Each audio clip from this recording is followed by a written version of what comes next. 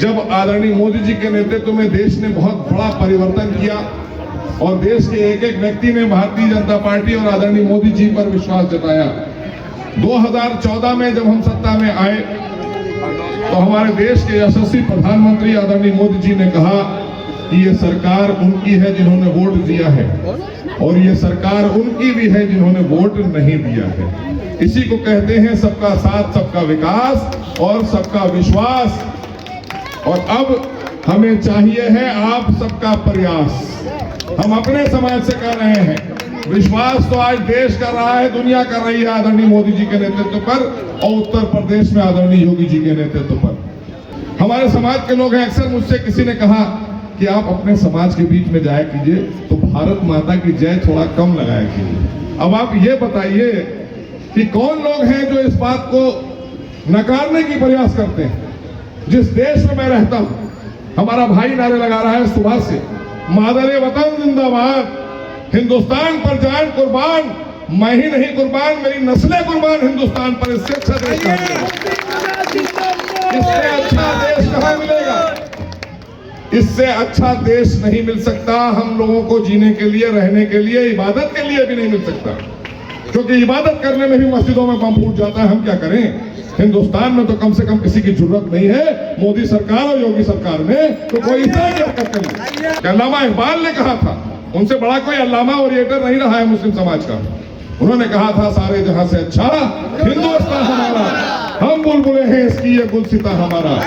और ये गुलसिता हम आपको दिखाना चाहते हैं।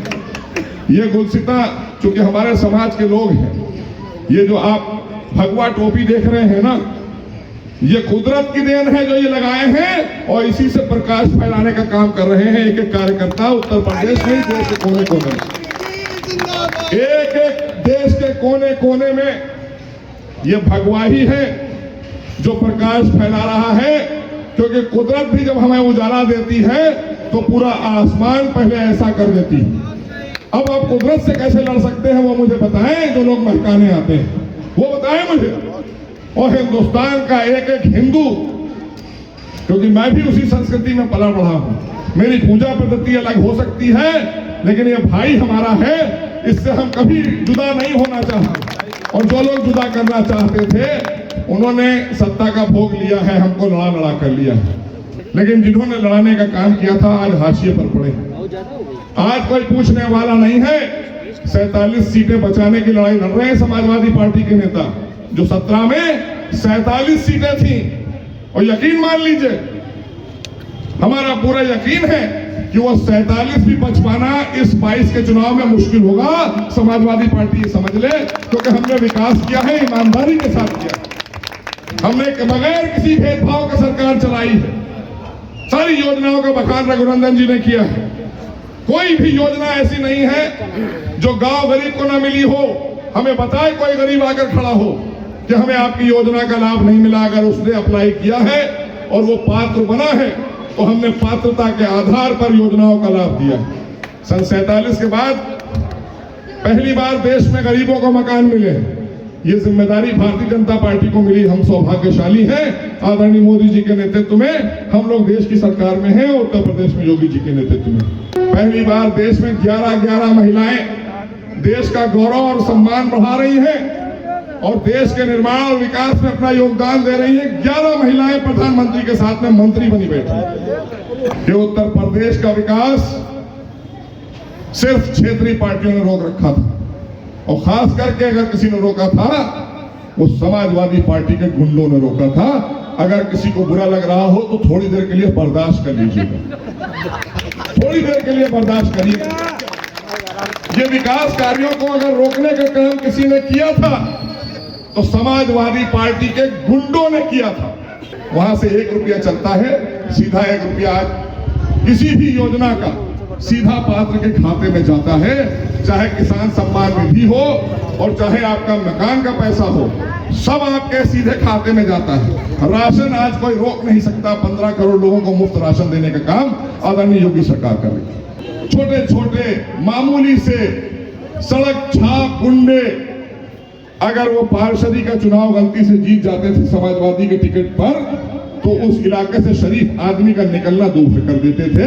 कोई शरीफ आदमी उस इलाके में अगर दुकान भी खोल रहा है, मकान भी बना रहा है, क्लिनिक भी बना रहा है, तो बगैर सभासद महोदय की मर्जी के वो एक ईंट नहीं लगा सकता, गुंडा टैक्स उसको देना ही पड़ता था। योगी जी ने आज ईमानदारी के साथ 5 वर्षों की सरकार चलाई। कोरोना का जिक्र हो गया, कोरोना के टीके का जिक्र हो गया, सबको फ्री में टीका मिला, सबको फ्री में राशन मिला, जीवन और जीविका कैसे चलना चाहिए सारी चीजें मिली हैं आपको। सौभाग्य योजना के तहत सबको चूल्हे और गैस सिलेंडर मिले, उज्ज्वला योजना के तहत गैस सिलेंडर, चूल्हे, सौभाग्य योजना के तहत आपको फ्री में बिजली घर तक पहुंचाने का काम अगर किसी ने किया है वो योगी सरकार ने किया। वरना 5-5 हजार रुपए, 2-2 हजार रुपए लोग रिश्वत देते थे उनका बिजली कनेक्शन लगाने के लिए दिए जाते थे। तो आज बिजली आ रही है, मैं जब से यहाँ हूँ लगातार बिजली मैं देख रहा हूँ, और यही नहीं गांव में भी जा रहा हूँ, वहां भी 18 घंटे बिजली आ रही है। वरना 4 जनपद में बिजली आती थी समाजवादी पार्टी की सरकार के दौरान।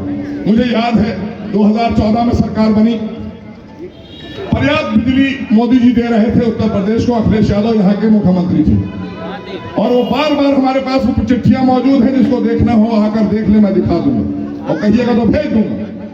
2 रुपए 25 पैसे यूनिट बिजली दे रही थी केंद्र सरकार आदरणीय मोदी जी की, लेकिन अखिलेश बाबू ले नहीं रहे थे। वो 6.5 और 7 रुपए में प्राइवेट कंपनियों से बिजली खरीद कर जनता की कमर तोड़ रहे थे, अपनी जेब भर रहे। आज सुरक्षा का वातावरण है, आज भयमुक्त समाज हो गया है, उत्तर प्रदेश भयमुक्त हो चुका है पूरी तरीके से। वरना पिछली सरकारों में सांस लेना दूभर हो गया। कोई भी शरीफ आदमी, माताएं, बहनें सुरक्षित नहीं महसूस करती थी। व्यापारी वर्ग घबराता था कि फोन पर या पर्चियां भेजी जाती थी वसूली के लिए। हमने जब सरकार संभाली 2017 में, तो आदरणीय योगी जी के नेतृत्व में एक ऐसी छवि बनकर निकली उत्तर प्रदेश की कि देश ही नहीं विदेशों से उद्योगपति उद्यमी आए और उन्होंने 5 लाख करोड़ रुपए का इन्वेस्टमेंट उत्तर प्रदेश में किया भारतीय जनता पार्टी की सरकार में। जब पूछा गया, मीडिया के बंधुओं ने पूछा कि इससे पहले तो समाजवादी पार्टी ने भी किया था इन्वेस्टर समिट, उसमें तो 30,000 करोड़ रुपए आए थे, तो कहा उन पर विश्वास नहीं था, हम लोगों को भरोसा नहीं था, क्योंकि उन्होंने अपराधीकरण तय कर दिया था, अपराधी पैसे मांगते थे। हम पैसे कहां से दें, कारोबार हमने लगाया नहीं और पहले से पैसे मांगते थे, तो कोई उद्योग लगाने नहीं आता था। 2 उद्योग, सिर्फ 2 कंपनियां नोएडा में काम करती थी इलेक्ट्रॉनिक्स की, आज 123 कंपनियां काम कर रही हैं और लाखों की तादाद में नौजवान लड़के वहां पर रोजी पा रहे हैं। लाखों की तादाद में उत्तर प्रदेश के नौजवान पढ़े लिखे वो रोजगार पा रहे हैं वहां पर। ये काम किसने किया? ये सब इच्छा शक्ति पर होता है। अगर हमने दिल में ठान लिया है कि हमें लोगों को इंसाफ देना है, लोगों को रोजगार का लाभ देना है, तो हम देंगे। ये काम सिर्फ योगी ही कर सकते थे, कर कोई और नहीं सकता था, ये मैं जानता हूं, क्योंकि और किसी में इच्छा शक्ति नहीं थी। प्रधानमंत्री आदरणीय मोदी जी वो भी एक महापुरुष है, और ये तो इनका क्या कहना है, तो योगी और महंत है। और उसके साथ साथ ऐसे आदमी के हाथ में जब उत्तर प्रदेश की कमान होती है, तो वो गांव, गरीब, किसान, महिला सम्मान, इसको लेकर कोई समझौता नहीं करता, और वही उन्होंने किया। कोरोना से लेकर आज तक, आज तीसरी वेव में हम आराम से खड़े हैं, सुरक्षा के साथ खड़े हैं। 2-2 डोज सबको लग चुकी है।